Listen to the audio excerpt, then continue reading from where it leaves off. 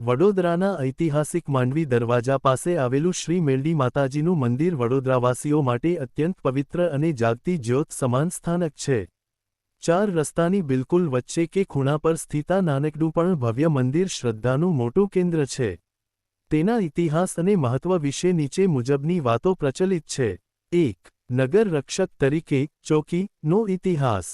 જૂના જમાનામાં ગાયકવાડ શાસન અને તે પહેલાં, જ્યારે કોઈ શહેર કે કિલ્લાની રચના થતી, ત્યારે તેના મુખ્ય દરવાજાઓ પર નગરના રક્ષણ માટે ચોક્કસ દેવી દેવતાઓની સ્થાપના કરવાની પરંપરા હતી. હિન્દુ શાસ્ત્રો અને લોકવાયકા મુજબ, નગર અથવા કોટના દરવાજા પાસે એક તરફ કાળ ભૈરવ અને બીજી તરફ મેલડી માતાજીની સ્થાપના કરવામાં આવતી હતી.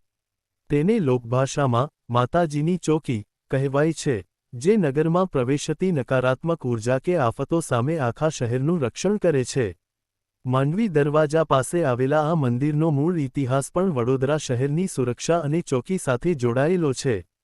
2. ગાયકવાડ સ્ટેટ સાથે જોડાણ. વડોદરાના મહારાજાઓ અને સ્થાનિક પ્રજા દર વર્ષે નવરાત્રિ, દિવાળી કે અન્ય તહેવારોમાં માંડવી આવીને માતાજીના આશીર્વાદ લેતા.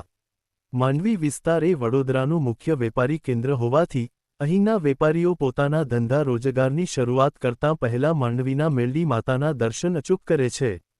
3. રવિવારનું વિશેષ મહત્વ અને માનતા. રવિવારનો મેળો, મેલડી માતાજીના વાર તરીકે રવિવારનું ભારે મહત્વ છે. દર રવિવારે અહીં માંડવી ખાતે ભક્તોની ભારે ભીડ ઉમટે છે. માનતા અને સુખડીનો પ્રસાદ. ભક્તો પોતાની મનોકામના પૂર્ણ કરવા માટે માતાજીને સુખડી અથવા લાપસીનો પ્રસાદ તાવો ચડાવવાની માનતા રાખે છે.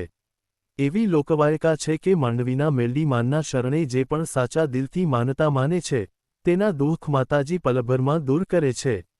વિશેષ નોંધ. માંડવી વિસ્તાર ખૂબ જ વ્યસ્ત હોવા છતાં, જ્યારે પણ માતાજીના ઉત્સવો, જેમ કે અષાઢી બીજ કે નવરાત્રિ, હોય છે, ત્યારે આ સ્થાપકને અદ્ભુત રોશની અને ફૂલોથી શણગારવામાં આવે છે અને આખું માંડવી, જય મેલડીમાં, ના નારાઓથી ગુંજી ઉઠે છે. જો અમારી આ વાત તમને ગામી હોય તો કમેન્ટમાં જય મેલડીમાં જરૂરથી લખજો. માં તમારા બધાનું કલ્યાણ કરે. જય માં.